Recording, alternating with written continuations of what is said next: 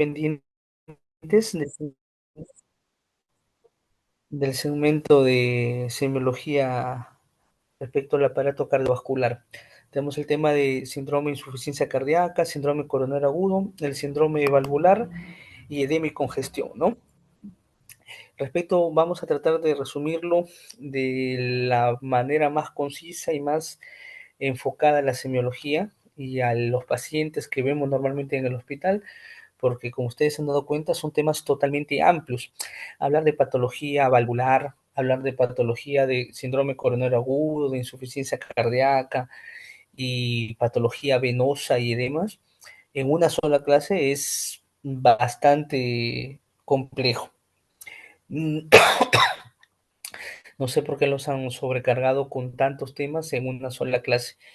Vamos a tratar de hacerlo lo más digerible posible. Cuando hablamos de insuficiencia cardíaca, estamos hablando principalmente de la incapacidad del corazón para aportar oxígeno a los tejidos, para así cubrir los requerimientos metabólicos. Pese a tener adecuadas presiones o solo es capaz de hacerlo aumentando anormalmente su presión de llenado.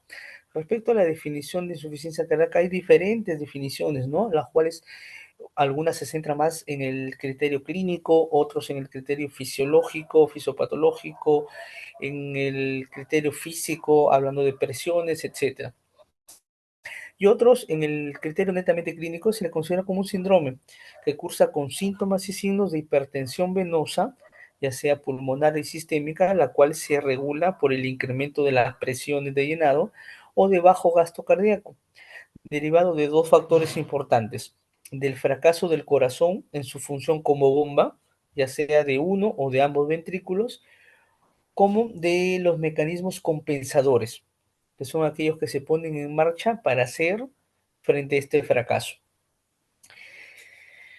Entonces, es un síndrome clínico, ¿no? Que consiste en la aparición de signos y síntomas debidos a una anomalía cardíaca funcional o estructural que resulta en un aumento de las presiones intracardíacas o una disminución o un gasto cardíaco inadecuado.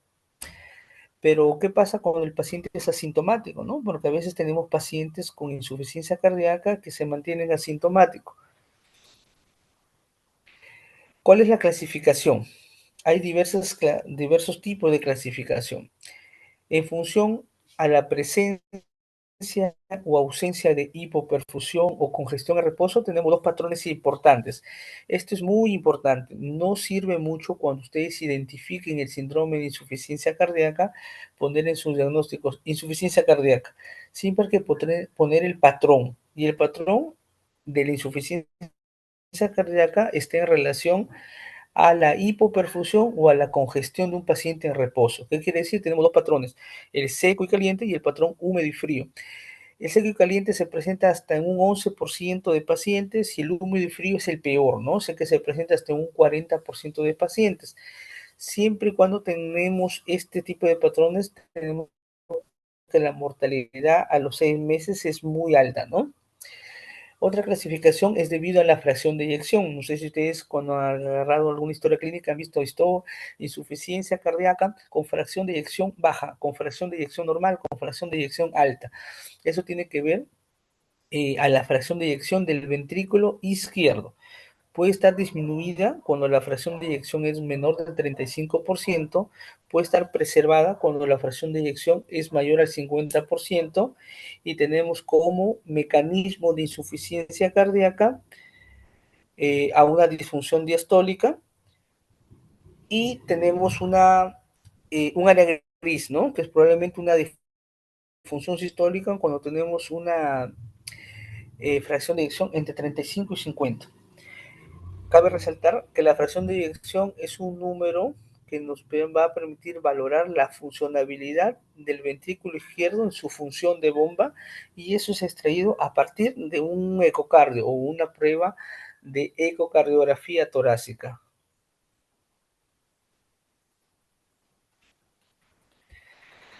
Otra clasificación es en función a la severidad. Es una clasificación también ya conocida. Desde NIHA tenemos 4 clases funcionales, ¿no? La clase 1, donde no hay limitación a la actividad física. El paciente puede utilizar o puede realizar actividad física ordinaria y no tener cansancio, fatiga o palpitaciones.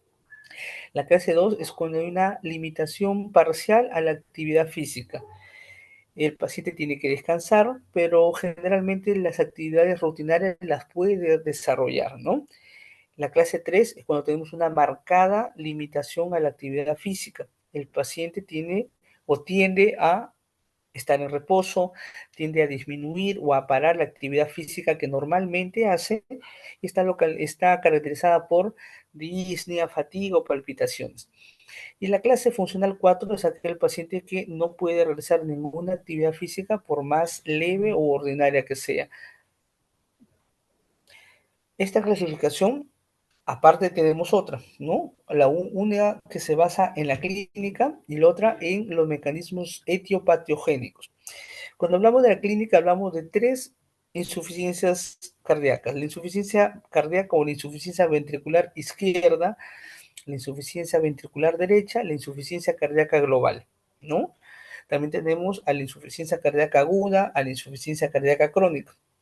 Y respecto a los mecanismos de etiopatogenia, tenemos una insuficiencia cardíaca basada en disfunción sistólica, principalmente del ventrículo izquierdo, en disfunción diastólica, en disfunción sistodiastólica o alteraciones o impedimentos al llenado ventricular. Como ustedes se dan cuenta, son múltiples las clasificaciones y eso que les he traído las más eh, conocidas, las que más se utilizan respecto a la insuficiencia cardíaca.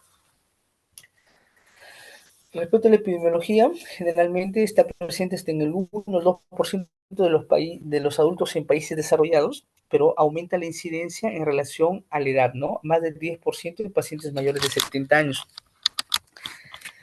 Se valora en la evidencia que hay más de 10 millones de pacientes europeos con insuficiencia cardíaca aguda.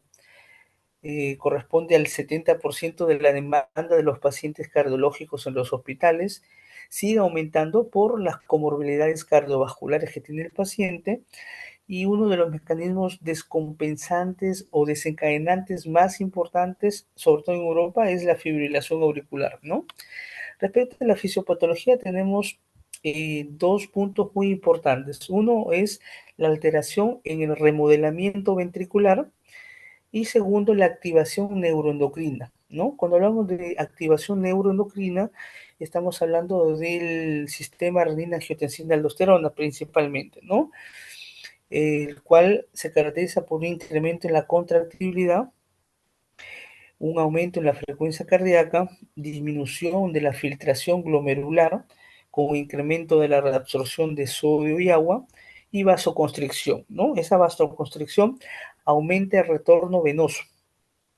Los efectos deleterios que puede causar esta activación neuroendocrina, eh, aumento del consumo de oxígeno y la disminución de la distensibilidad, ¿no? Otro mecanismo fisiopatológico muy importante es el remodelado ventricular. Hay mecanismos compensatorios y hay daños secundarios, ¿no? Esto es lo que lleva a un paciente de pasar de un estado asintomático a un estado sintomático respecto a la falla cardíaca. Los mecanismos compensadores, como habíamos hablado, son dos, ¿no? La activación del sistema renina-angiotensina-aldosterona y del sistema nervioso simpático y el incremento de la contractilidad miocárdica. Esto se produce por activación de vasodilatadores, ¿no? Péptidos natriuréticos, prostaglandinas, óxido nítrico, los cuales son sustancias que van a evitar la vasoconstricción periférica y van a regular toda la demanda a nivel ventricular. Hay diversas complicaciones dentro de la fisiopatología de la producción clínica de una insuficiencia cardíaca. Una aparición muy importante es el edema agudo de pulmón. Cuando hablamos de edema agudo de pulmón, estamos hablando del acúmulo de líquido en el espacio intersticial y o alveolar, ¿no? Esto debido a unas altas presiones en las cavidades cardíacas. Las condiciones predisponentes para que el paciente haga un edema agudo de pulmón es la disfunción sistólica del ventrículo izquierdo, por ejemplo, pacientes coronarios, pacientes hipertensos, pacientes con valvulopatías. Una disfunción diastólica del ventrículo izquierdo con una hipertrofia del ventrículo izquierdo o una miocardiopatía restrictiva. la obstrucción del tracto de salida del ventrículo izquierdo, por ejemplo, una estenosis aórtica severa, una estenosis mitral o hipertensión renovascular. Y los factores precipitantes, básicamente una crisis hipertensiva, un infarto agudo de miocardio, sobrecarga de fluidos, etc.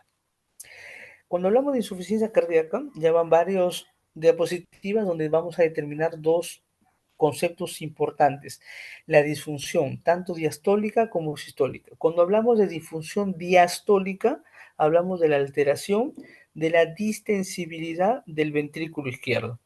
Y cuando hablamos de una disfunción sistólica, hablamos de la pérdida tanto de la función contráctil del corazón.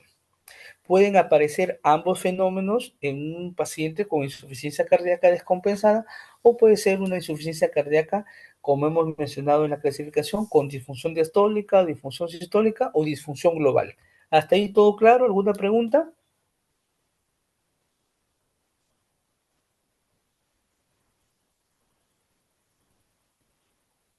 Todo claro, doctor. Ok.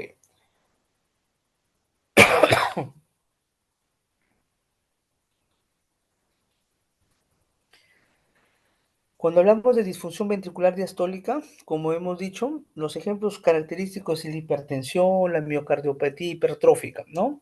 La enfermedad coronaria, por ejemplo, puede causar relajación miocárdica prolongada, va a causar rigidez del miocardio y un corazón senil caracterizado por una miocardiopatía restrictiva.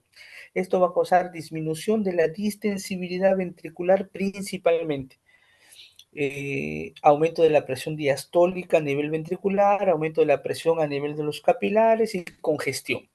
¿Cuáles son las cuatro o los cuatro fenómenos más importantes? Pregunta de examen, no se olviden, ¿no? Hipertensión arterial, miocardiopatía hipertrófica, cardiopatía isquémica y asociada a función sistólica. Cuando hablamos de una disfunción ventricular sistólica, vamos a hablar de la disminución de la contractilidad.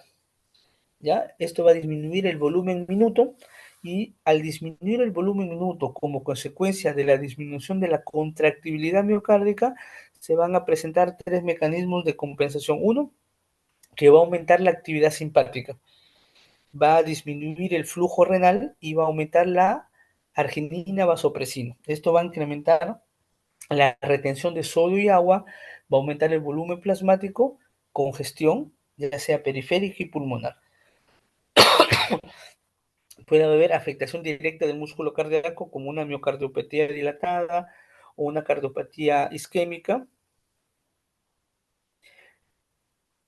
o una sobrecarga impuesta al corazón, una lesión valvular, una hipertensión arterial evolucionada o alteraciones tanto del llenado ventricular. Factores precipitantes, como hemos visto, hay eventos que usualmente pueden causar un rápido deterioro, como son las arritmias, un síndrome coronario agudo, un embolismo pulmonar, un taponamiento cardíaco, disección de aorta, etcétera, ¿no? O eventos que pueden causar con menor frecuencia un deterioro, ¿no? Infecciones, exacerbación del EPOC, disfunción renal, anemia, etcétera. La clínica, esto es muy importante. Cuando hablamos de insuficiencia cardíaca izquierda o derecha, tenemos que tener en cuenta dos tipos de síntomas. Los síntomas debido al bajo gasto cardíaco y síntomas debido a la congestión de los tejidos.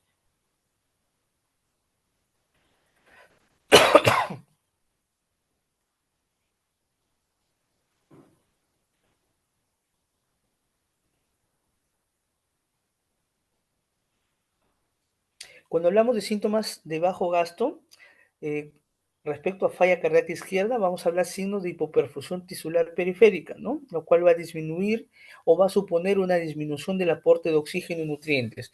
¿Qué puede haber en el paciente? Disminución del flujo urinario, puede haber oliguria, astenia, debilidad, confusión, letargo, insomnio, pérdida de la memoria. Y lo peor es que puede llegar a haber un shock cardiogénico, incluso una falla multiorgánica. Y cuando hablamos de síntomas de bajo gasto por una falla cardíaca derecha, son pocos, frecuentemente hipertensión arterial o la hipertensión pulmonar.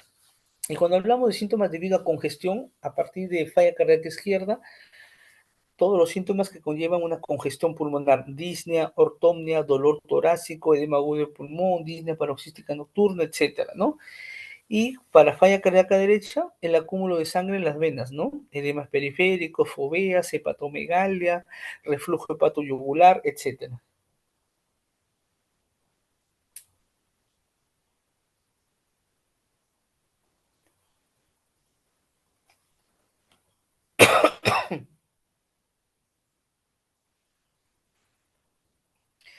Cuando hablamos de una insuficiencia cardíaca de tipo hipertensivo, vamos a valorar que los signos y síntomas van a ir acompañados con una presión arterial sanguínea elevada. Generalmente la función sistólica ventricular izquierda va a estar controlada o conservada, pero hay evidencia de un aumento del tono, tanto en taquicardia como vasoconstricción. Tenemos un shock cardiogénico, ¿no? En el shock cardiogénico, cuando hablamos de shock, shock es sinónimo de hipoperfusión tisular. ¿Qué quiere decir? Es sinónimo de que hay disminución del flujo sanguíneo a un determinado tejido. Puede estar inducido por una insuficiencia cardíaca, secundario a arritmias o alteraciones en la precarga, etcétera, ¿no?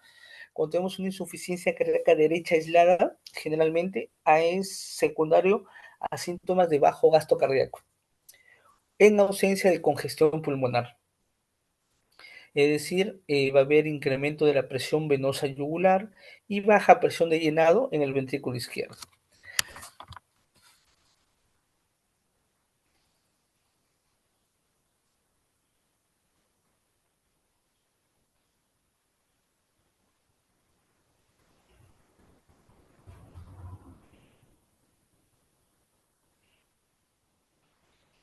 Cuando hablamos de edema agudo de pulmón, generalmente el paciente presenta trabajo respiratorio, es decir, disnea, taquimnia, ortomía, estertores pulmonares húmedos, como son roncantes, incluso subcrépitos. Generalmente la saturación está debajo de 90. Cuando tenemos una saturación debajo de 90, tenemos un paciente con insuficiencia respiratoria. Las presentaciones clínicas pueden estar basadas en la presencia de signos de congestión o hipoperfusión. Puede haber una insuficiencia cardíaca con descompensación aguda, un edema agudo de pulmón, una insuficiencia ventricular derecha o un shock cardiogénico. Cuando tenemos una insuficiencia cardíaca aguda descompensada, la manifestación más frecuente de la insuficiencia cardíaca es la insuficiencia cardíaca aguda, entre un 50 y 70% de los pacientes, habitualmente en pacientes ya con falla cardíaca y disfunción cardíaca, presentado más gradualmente de agudo de pulmón, generalmente son pacientes con retención de fluidos, ¿no? En ocasiones con hipoperfusión.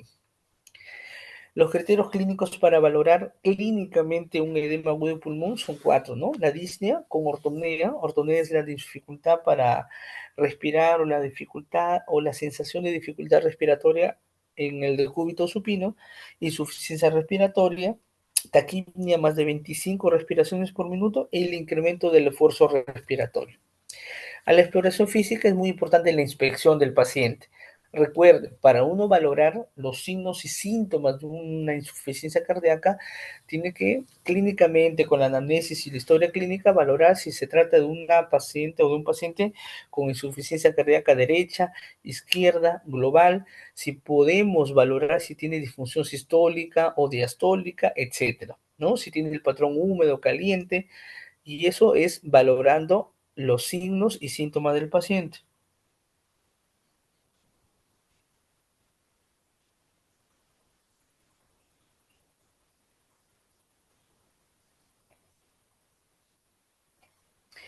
Valorar siempre la presión venosa yugular.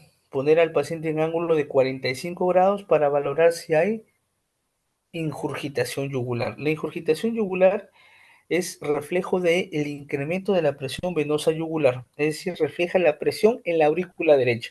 Si tenemos, recuerden, reflujo hepatoyugular, reflujo hepatoyugular, ingurgitación yugular son signos de falla cardíaca derecha. A la ocultación puede haber soplos, ¿no? Puede haber el tercer ruido cardíaco, generalmente hasta una tercera parte de los pacientes. específicamente en aquellos pacientes que tienen disfunción sistólica. La presión arterial puede que tengamos una presión arterial sistólica más de 140 en más de la mitad de pacientes. Recuerden, uno de los mecanismos precipitantes más frecuentes son las crisis hipertensivas. Y la presión arterial diastólica generalmente va a estar valorada a partir del estímulo simpático. Este es un resumen tanto de los signos clínicos, biomarcadores y técnicas.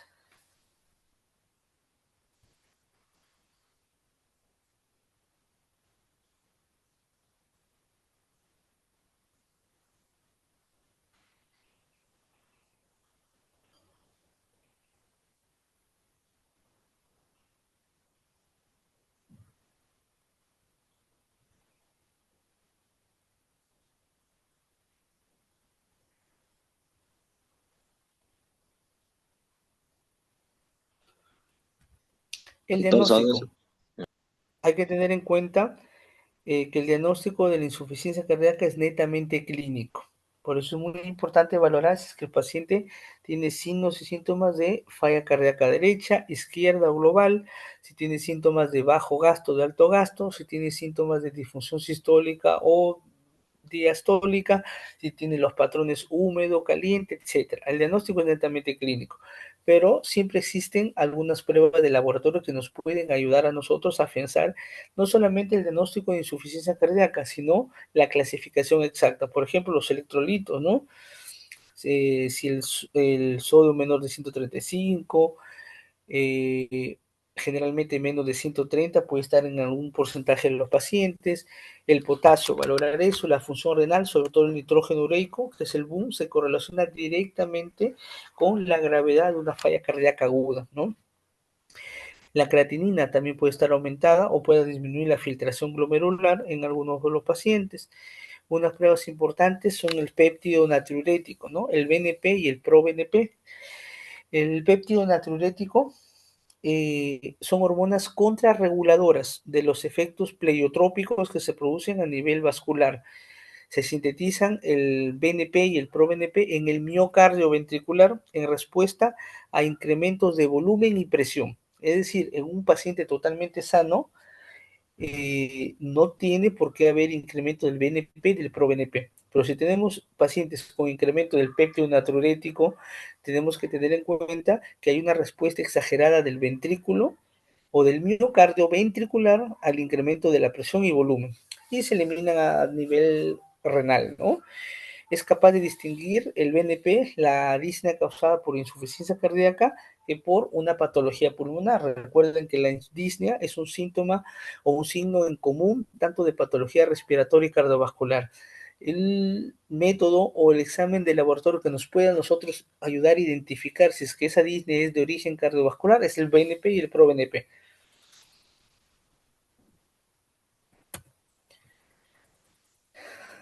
Si tenemos un BNP, un proBNP negativo, descarta el diagnóstico con una baja probabilidad de tener insuficiencia cardíaca, ¿no?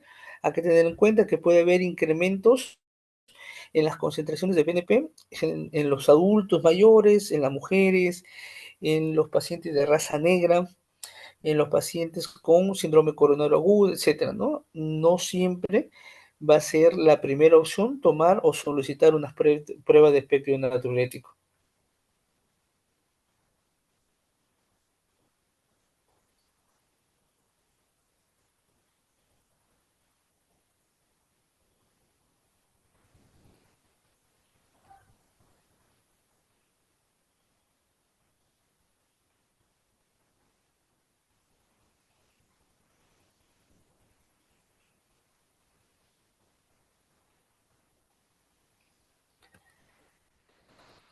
Las pruebas de imagen son importantes. Una radiografía de tórax nos puede ayudar a valorar cardiomegalia, hipertrofia ventricular, hallazgos anormales a nivel de las arterias pulmonares, si hay signos de reforzamiento peribroncovascular o de congestión pulmonar o derrame pleural, si hay líneas B de Kerley, si hay infiltración pulmonar, etcétera, nos puede llevar a nosotros a identificar las causas, ¿no?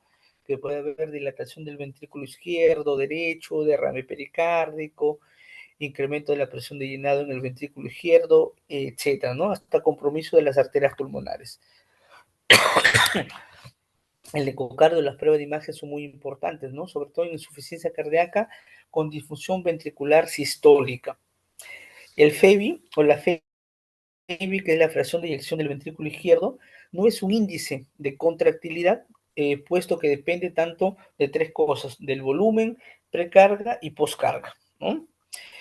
La fracción de eyección debe medirse eh, a partir de otros métodos propios del ecocardiograma, ¿no? Pero sí sirve para valorar la función contráctil del ventrículo izquierdo, ¿no? Por eso es que hay una clasificación, como les mencioné, de una fracción de eyección baja, menos de 35%, normal, más de 55%, y hay un intervalo de sombra que es entre 35 y 50%, donde se debe hacer otras valoraciones. La coronariografía también en pacientes con angina o dolor de pecho, evidencia de viabilidad para pruebas no invasivas y siempre está asociado para realizarse en aquellos pacientes que tienen falla cardíaca y tienen shock o edema del pulmón agudo asociado. Otras pruebas, el cateterismo cardíaco, si se sospecha de constricción o restricción, biopsias a nivel endomiocárdico, test genéticos, etc. ¿Hasta ahí alguna pregunta?